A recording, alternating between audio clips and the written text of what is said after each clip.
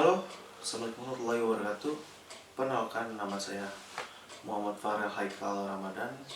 Saya adalah mahasiswa jurusan Ilmu Komunikasi Universitas Pasundan. Ini mengenai tugas dari komunikasi retoris untuk mengenai berbicara tentang corona. Sebelum masuk ke situ, saya ingin turut berduka cita sedalam-dalamnya kepada pahlawan kita atau tenaga medis, dokter yang udah berkorban nyawa 8 orang untuk menghadapi virus COVID-19 atau yang kita kenal dengan corona. Berbicara soal corona yang saat ini sudah mewabah di Indonesia, banyak sekali masyarakat yang belum teredukasi, bahkan masih menyepelekan wabah tersebut. Yang saat ini berstatus corona tersebut adalah pandemi atau penyebarannya sangat luas dan cepat.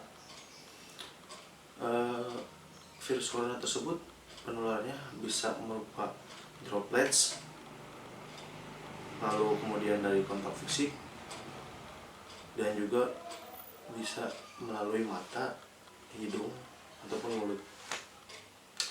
Oleh karena itu, mulai dari sekarang kita upayakan pola hidup sehat. Bisa kalian memulai dari cara cuci tangan yang baik dan benar yang disarankan oleh Organisasi Kesehatan atau WHO. Dan jangan lupa makan makanan yang bergizi, 4 sehat 5 sempurna. Kemudian jangan lupa minum air putih secukupnya. Kalau menurut kata Kemenkes, meminum air putih yang secukupnya itu 8 gelas per hari. Dan juga jangan lupa etika batuk dan bersin. Contoh, batuk tuh ditutup gini, bukan gini. Misalkan batuk tuh berada di sini virusnya tuh. Dan bersin juga sama gini. Jangan sampai banyak kan yang di luar sana yang belum teredukasi bahwa cara batuknya itu sembarangan, bisa kemana saja, dan bersinnya juga. Dan adapun teman dekat kalian atau teman kalian yang secara langsung batuk atau bersin ke muka kalian, itu dikasih tau lah, ataupun kalau gerama ditakol aja dulu karena itu sangat berpengaruh dampaknya terhadap virus yang saat ini sedang mewabah di Indonesia. Lalu pemerintah sendiri dari beberapa hari yang lalu udah lumayan menghimbau untuk Pak Presiden sendiri sudah menyampaikan bahwa kita belajar di rumah, terus bekerja di rumah, lalu beribadah di rumah, atau yang biasa ini yang kita saat ini sedang lakukan adalah karantina atau lockdown. Untuk karantina sendiri, saya mengimbau untuk kawan-kawan mahasiswa ataupun siswa-siswa yang sedang diliburkan, tolonglah, virus ini tuh bukan memangnya terlihat seperti biasa saja, cuman dampaknya itu sangat menyerang terhadap imun kita. Tolong jangan berkeliaran terlebih dahulu, jangan nongkrong aja terlebih dahulu, jangan main-main dulu di luar sana. Kalau misalkan kalian tidak darurat untuk keluar, tolong isolasi diri sendiri atau karantina diri sendiri. Kasihanlah keluarga kalian, karena takutkan jika masih membandel kalian dari luar habis nongkrong, lalu membawa virus itu ke rumah, tidak mencuci tangan, tidak mandi dan sebagainya, tidak membersihkan diri, lalu kalian bersentuhan dengan keluarga kalian, bisa saja keluarga kalian itu kena, orang tua kalian itu kena. Karena menurut data WHO sih, menurut data WHO, rata-rata orang positif corona itu umur 40 tahun ke atas, dimana orang tua kita sendiri bisa kemungkinan terkena oleh virus corona karena mungkin imunnya sudah rentan, ya kan? Dan untuk kawan-kawanku atau para pekerja yang memang belum bisa diliburkan atau terpaksa harus tetap bekerja, jaga kesehatannya ya kawan-kawan, jaga kesehatannya itu sangat penting.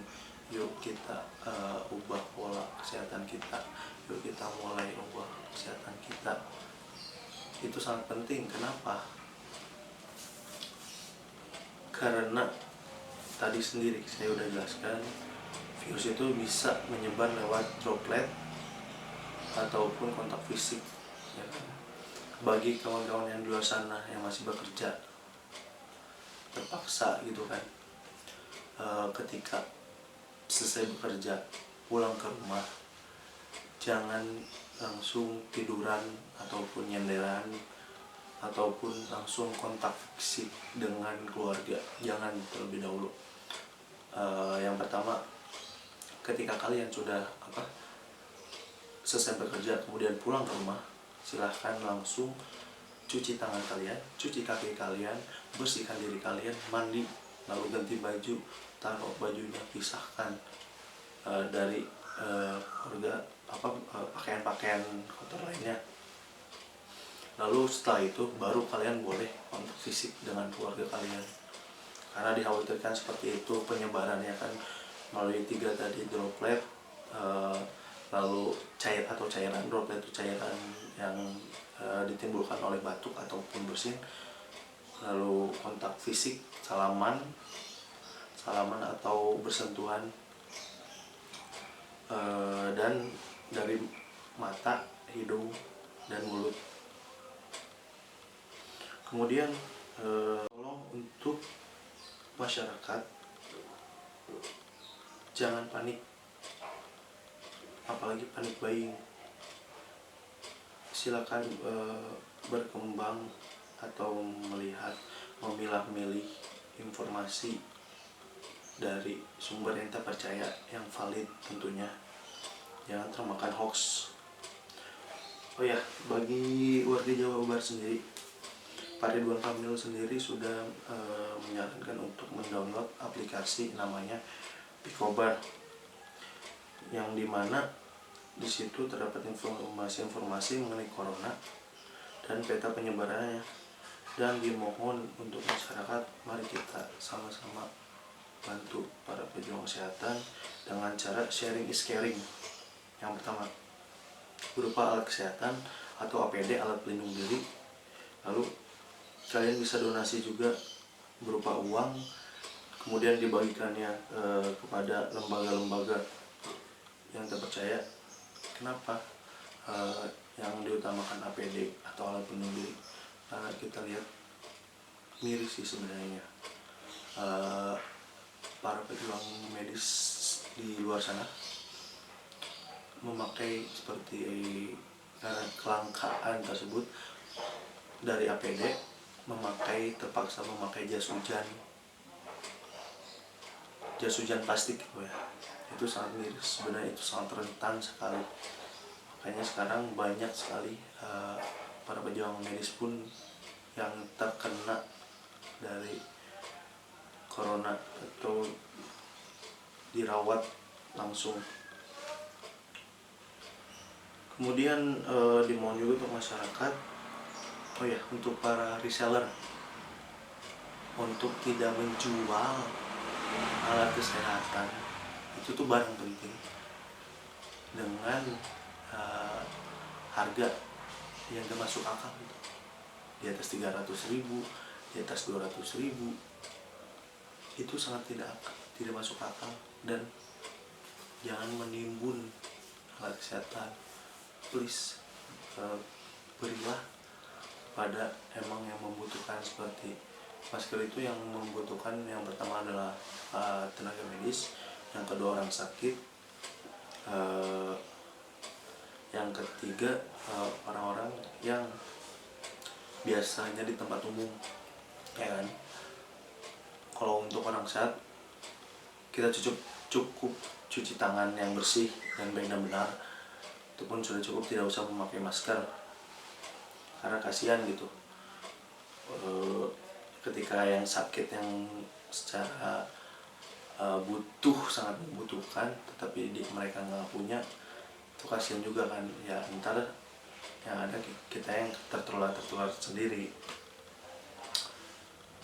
Kemudian para risalah juga jangan mencari cuan di atas penderitaan orang lah, yang mengorbankan kemanusiaan gitu kan. Oh ya, dan satu hal lagi, jika kalian adalah ODP, ini sangat penting. Jika kalian adalah ODP, PDP, ODP itu orang dalam pengawasan, PDP itu yang dalam pengawasan juga, tapi lebih insentif. Kemudian atau kalian terpapar atau terkena positif dari corona, mohon jangan ragu, jangan takut untuk lapor ke call center yang ada ya. Bisa kalian, kalau warga Jabar sih bisa lihat di aplikasi Pikobar tadi, ataupun ke pihak-pihak yang lainnya gitu, ke tenaga medis yang lainnya, untuk langsung bisa dibawa. Kalau misalkan terdeteksi berat, itu bisa ada beberapa rumah sakit rujukan untuk corona sendiri.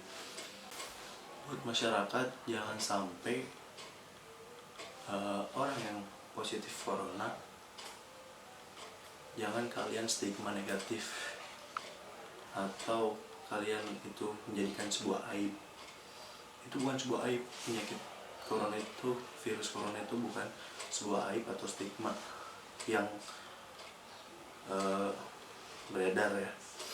Karena jika itu menjadikan stigma, orang yang terpapar positif corona bisa saja takut untuk melapor, dan itu mata rantai penularan akan makin besar kemungkinannya, karena kita tidak tahu siapa saja yang positif corona. Kemudian bahwa corona sendiri itu adalah musuh kita bersama. Oke.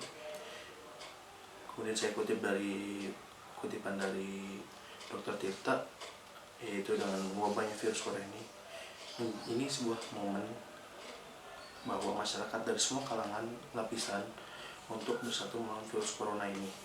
Mari kita sama-sama bersinergi, jangan saling menyalahkan satu sama lain, karena tak akan usai masalah ini. Yang utama, sharing is caring adalah kuncinya. Mari kita sama-sama memutuskan rantai penyebaran virus corona ini, agar virus ini cepat terselesaikan dan Indonesia damai sentosa kembali ya, amin. Oh ya, untuk kalian yang menggunakan media sosial, gunakanlah hashtag di medsos. Hashtagnya adalah di rumah aja, yang kedua adalah sharing is caring, yang ketiga adalah bersama melawan corona. Segitu saja informasi yang saya berikan. Terima kasih atas perhatiannya. Assalamualaikum warahmatullahi wabarakatuh.